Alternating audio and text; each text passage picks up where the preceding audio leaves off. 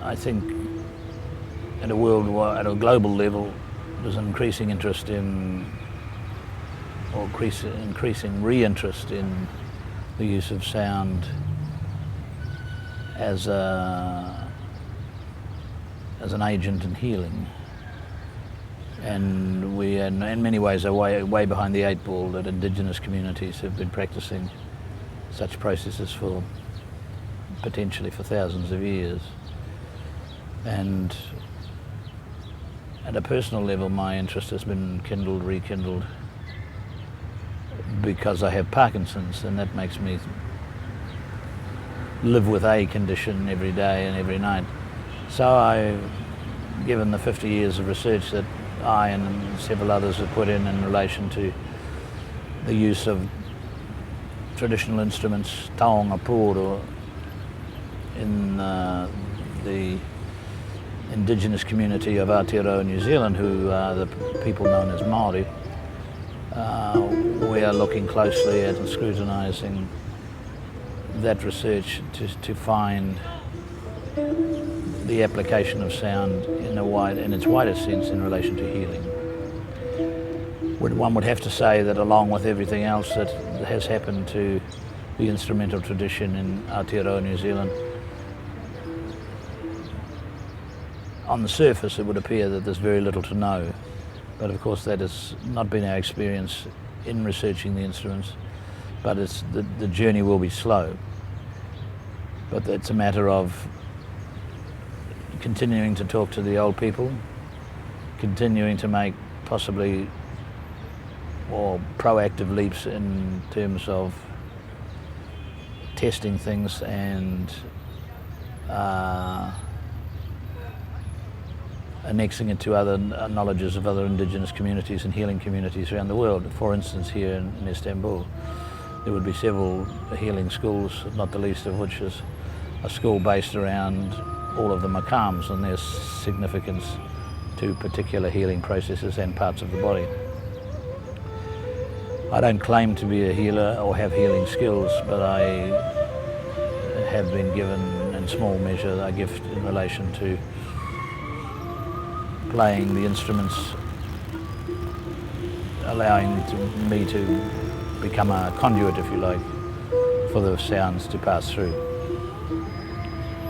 We have a number of, but not as much as we would like, a number of specific instances in relation to particular instruments being used to heal, because my intuition is that in fact all the instruments, all 39, 40 of them, would have had specific roles in healing and specific attachment to various parts of the body, I think.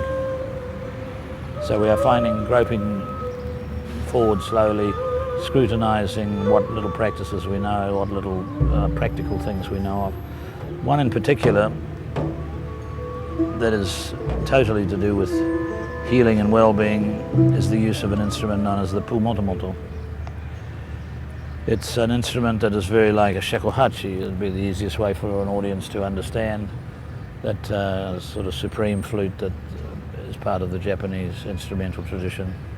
Has a notch to play into here, which is quite rare, or very rare within a Māori context, and only one finger hole at the back of the instrument. But all of this is highly symbolic, of course, because the pu motomoto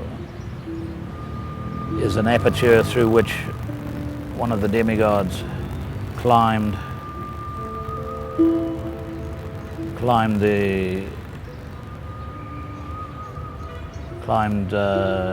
through the 10 or 12 heavens to get the three keti of knowledge. And it's not for nothing that the instrument is also specifically related to the fontanelle of the newborn baby, particularly the anterior fontanelle, the larger one. And the instrument had a specific use of playing into that open fontanelle from the absolute moment of birth, the emergence of the new child. This began to play. What did it play? Whakapapa. Now that would be a word your audience won't know. Whakapapa is genealogy, is family trees. And knowing those were paramount. Knowing those was extremely important, knowing who you are, where you're from. It also sang and allowed singing and playing into the child the knowledge of the songs, and there's no question that the old song traditions, vast and varied, in my estimation and opinion, was the significant culture bearer. That in fact you sang to remember, you sang to recreate, you sang to reassemble and reformulate your history and your knowledges and your cosmos. For instance, the recitation of the creation chant in a more tier form, old song forms, I'm told could take anything up to 3 hours of chanting and recitation. The mere fact of intoning those is a healing process in itself, I venture to suggest. But this instrument, the pu motomoto and the hole at the back, these are the apertures by which Tane, the god of the forest, climbed through to ascend to the heavens to bring back the three keti of knowledge, all of the syllabus, all of the curriculum that young able men probably were invited into and proceeded on an extremely long and arduous learning process about who they are and what they are. Also, the instrument would be used for intoning stories, significant stories, paki waitara pura kau, songs, as I've said, genealogies, and this educational process via the fontanelle, the pu motomoto, the wahita momo, took place as long as there was still knitting and gathering together of the bone material of the fontanelle.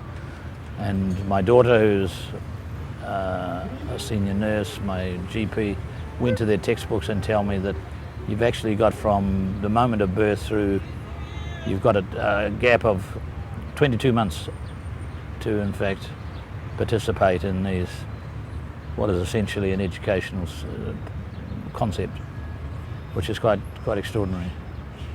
And I think one of the spectacular uses of instrument and healing that I know of globally.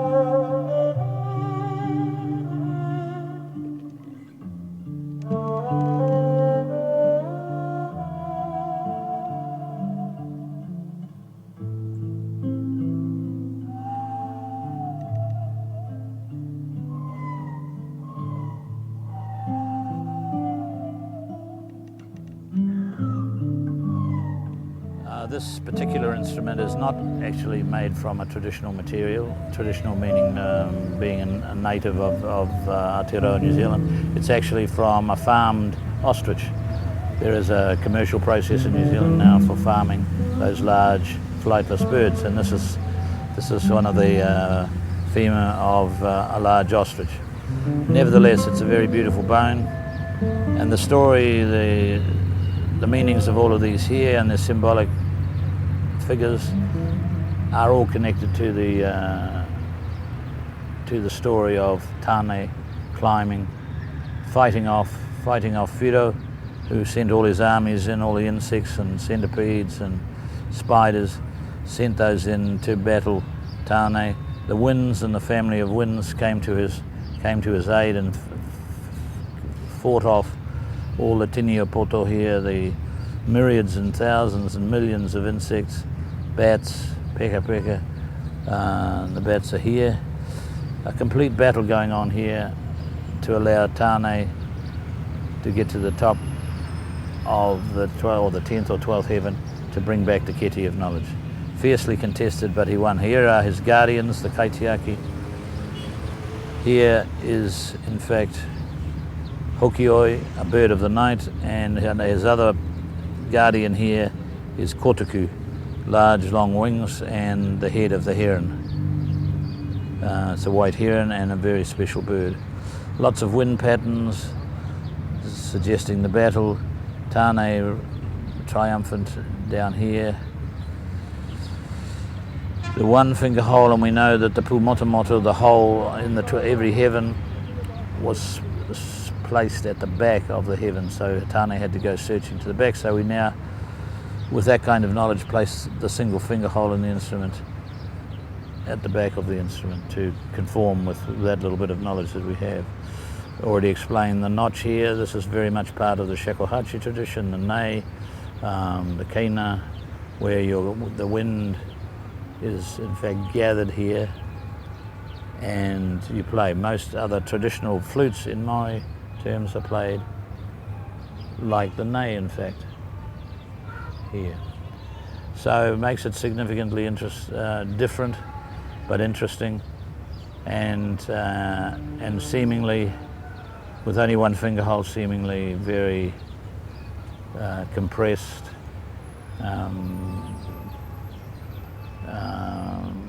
very singular in its voice, but in actual fact you have harmonic groupings and so on that you can use. You can also vocalize through it as well. It has a lot of uses, and as I say, we are working fairly assiduously to use those in a considered way to put against what we know in terms of healing, the Pumotomoto.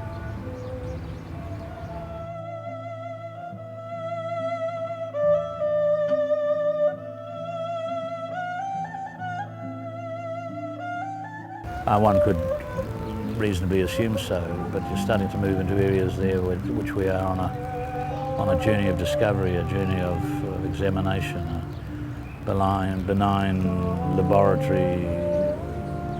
We're setting up to examine these sounds, test people's reactions, test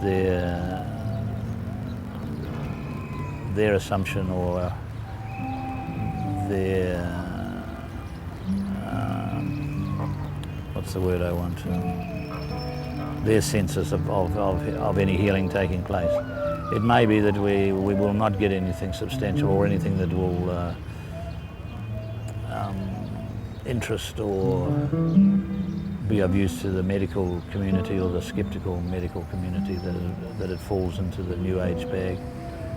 But we've also, sitting against that, you have thousands of years of tradition of very considered use of sound in a whole myriad of healing processes. Because it's probably an extremely slow process, discernible improvements in bodily and psychological function are probably going to be fairly hard to discern, and it will be a long process, I suspect, which is not a reason not to do it. But you have to use it. Yes, I'm setting up small groups. There are people coming to me who are interested. At the moment, largely women. It also requires a sense of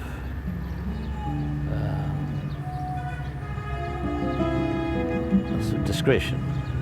The old people have told us, probably in the most considered way of any of the knowledge we have in relation to healing with the instruments, is that healing by and large is obfuscated and muffled and eludes you if one wears, well, clothing needs to be removed, and in the 21st century that's a situation and a condition that modesty prevails in some cases, and people are unwilling. On the other hand, equal numbers are quite comfortable with that condition to allow and participate in the healing process.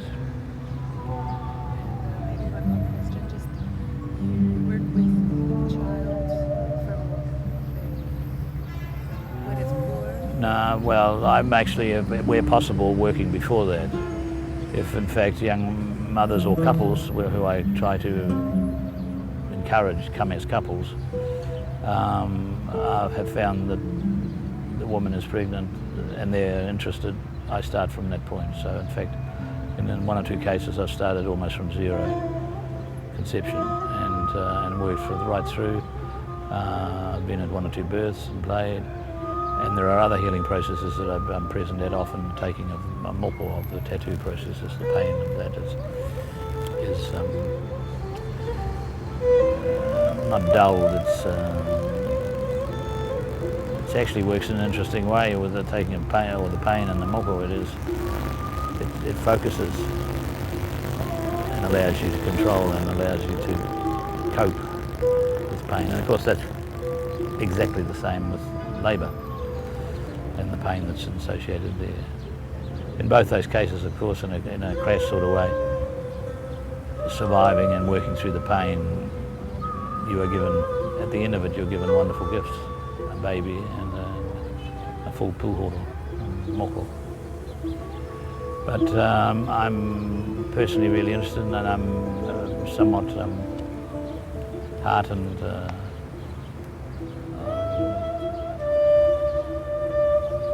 taken with the fact that there are people out there who are interested enough to come and participate and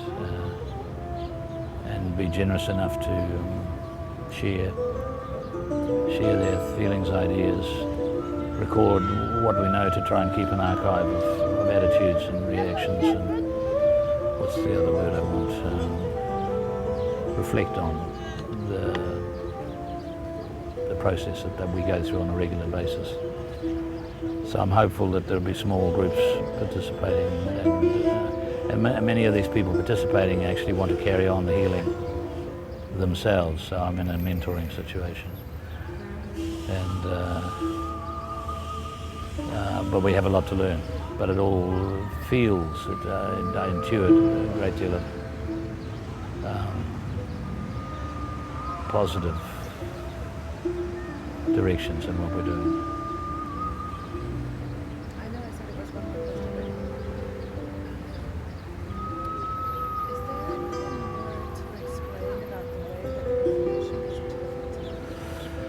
Well, in the wider sense, it's one of the standard things that Māori have routines, as every culture does, but Māori have situations where you never touch the head, it being the most sacred part of the body. So there's obviously a high regard for the function of the head,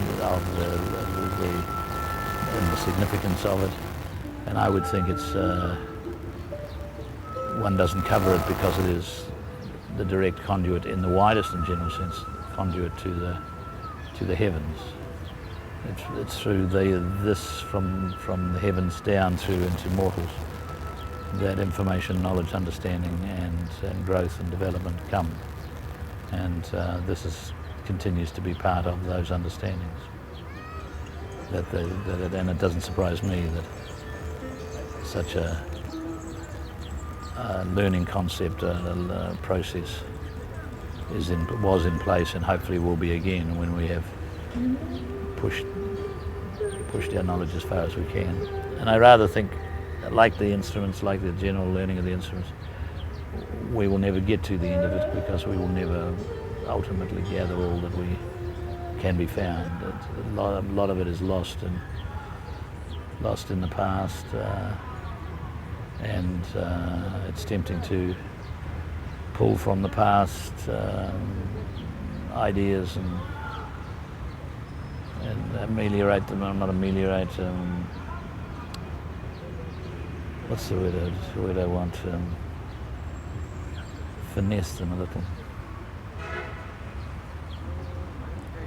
Thank you very much, Dr. Richard, for sharing your... Put the check in the mail.